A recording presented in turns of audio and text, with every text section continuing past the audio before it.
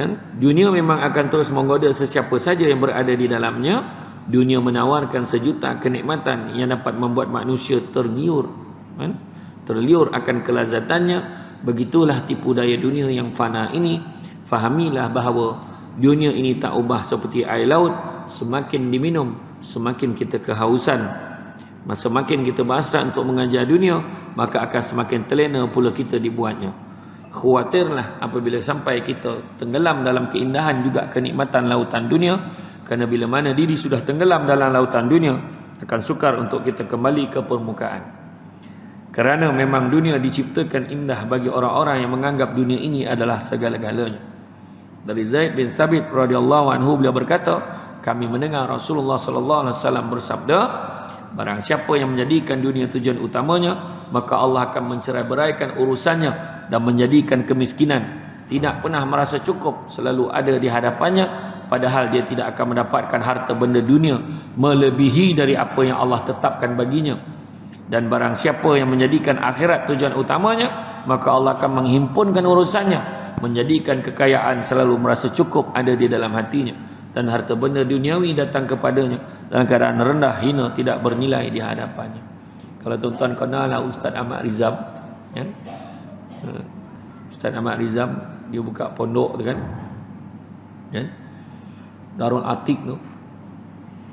Saya tanya dia, banyak tak belanja ayah kita ni? Kebanyakan asatizah panggil dia ayah dia. Banyak tak belanja? Ikut banyak, memanglah banyak, dia kata. Macam tu jawab dia. Banyak-banyak lah. Tapi alhamdulillah, dia kata. Dan sebelum saya perhati, saya pernah pergi sana kan, tengok. Aduh, ya orang hantar barang. Hantar boreh, hantar makanan, sumbangkan duit. Aduh. Jadi tak ada, dia kata macam tu lah, dia kata. Tak ada lah dia minta-minta dengan orang. Orang minta lagi dengan dia, ada. Itulah dia. Cukup kan ingat Allah banyak-banyak. Kan Nabi kata orang yang paling kaya bukan orang yang banyak duit. Orang yang paling kaya adalah orang yang sentiasa merasa cukup dengan apa yang dia ada. Macam tu lah. Ya? Maka hadis ini menunjukkan keutamaan cinta pada akhirat dan zuhud dalam kehidupan dunia, serta celaan dan ancaman besar bagi orang yang terlalu bercita-cita mengejar harta benda duniawi. Apakah perkara penting yang terkandung di dalam hadis ini? Orang yang cinta pada akhirat akan memperolehi rezeki yang telah Allah tetapkan baginya di dunia tanpa bersusah payah. Berbeza dengan orang yang terlalu bercita-cita mengejar dunia. Dia akan memperolehinya dengan susah payah zahir dan batin. Salah seorang ulama salaf berkata, barang siapa mencintai dunia secara berlebihan, maka hendaklah dia mempersiapkan dirinya untuk menanggung pelbagai macam musibah penderitaan. Imam Ibn Qayyim Al-Jauziyah berkata, orang mencintai dunia secara berlebihan tidak akan lepas dari 3 macam penderitaan. Apakah dia? Kekalutan fikiran yang selalu menyertainya, kepayahan yang tiada henti, dan penyesalan yang tidak berakhir.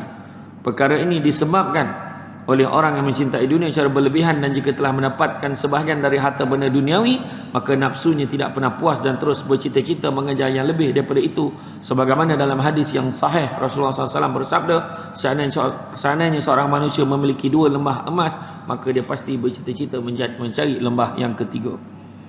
Kekayaan yang hakiki adalah kekayaan di dalam jiwa, dalam hati sanubari kita. Rasulullah SAW bersabda, bukanlah kekayaan itu dengan banyaknya harta benda, tapi kekayaan yang hakiki adalah kekayaan di dalam jiwa. Kebahagiaan hidup dan keberuntungan dunia akhirat hanyalah bagi orang yang cinta pada Allah dan hari akhirat. Sebagaimana sabda Rasulullah SAW bersabda, sungguh sangat beruntung seseorang yang berada di dalam Islam, punya mendapat rezeki yang secukupnya, dan Allah menganugerahkan kepadanya sifat qanaah, iaitu merasa cukup dan puas dengan rezeki yang Allah berikan kepadanya. Maka sifat yang mulia ini dimiliki sempurna oleh para sahabat Rasulullah SAW, dan inilah menjadikan mereka lebih utama dan mulia di sisi Allah dibandingkan generasi yang datang setelah mereka. Ibnu Mas'ud radhiyallahu anhu berkata, kalian lebih banyak berpuasa, salat dan lebih sungguh-sungguh dalam beribadah dibandingkan para sahabat Rasulullah SAW, tapi mereka lebih baik, lebih utama di sisi Allah daripada kalian.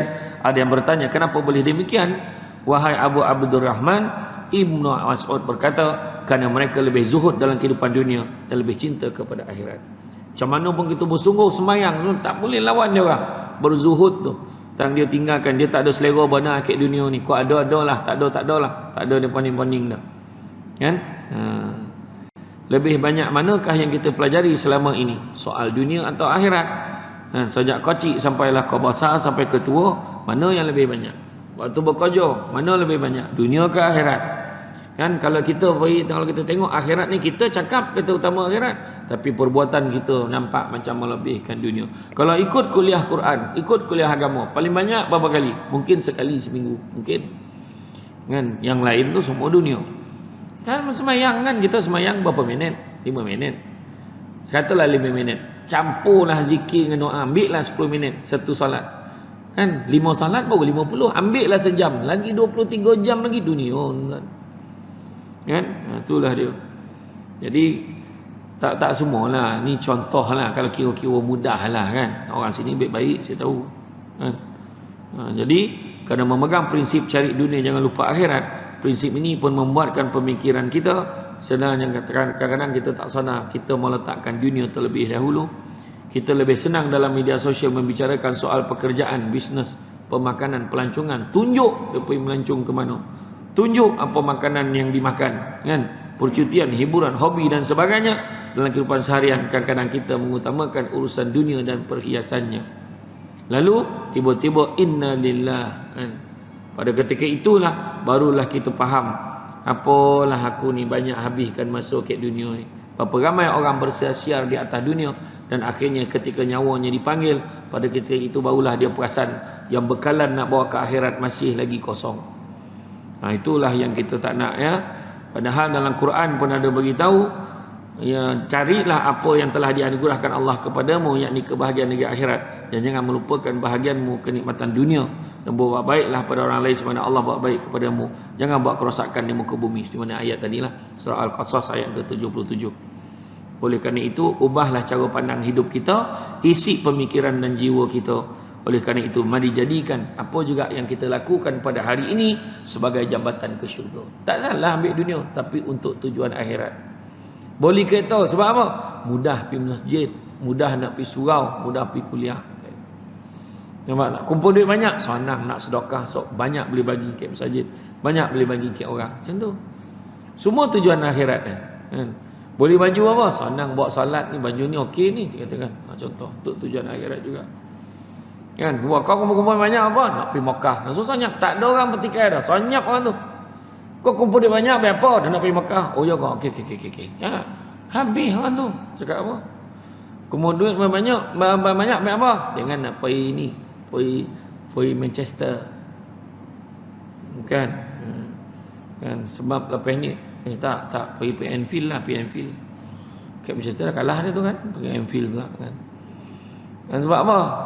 Baik apa? Orang cakap daripada kau pergi sana baik kau pergi Mekah. Orang tu lah cakap dia nak pergi dah Mekah, nak pergi tu kan. Contohlah. Jadi makna kata pertikaian itu kan, kita tengok balik kita utamakan apa. Oleh kerana itu jadikanlah ia sebagai satu jambatan, jadikan sebagai sarana untuk ke syurga. Jadikan keluarga kita ni juga, persiapkan mereka untuk menuju ke syurga. Jadikan harta sebagai alat ke syurga. Jadikan persahabatan dan kejiranan masyarakat kita sebagai media untuk ke syurga. Dengan prinsip mengutamakan akhirat, tidak melupakan dunia. Maka demikianlah dengan ilmu dan makrifah kita dapat memahami hakikat hidup, dan dapat berjalan di jalan yang lurus, dan dapat berjalan di atas dunia ini tanpa kita melupakan kepada Allah dan Rasul. Itulah yang paling penting.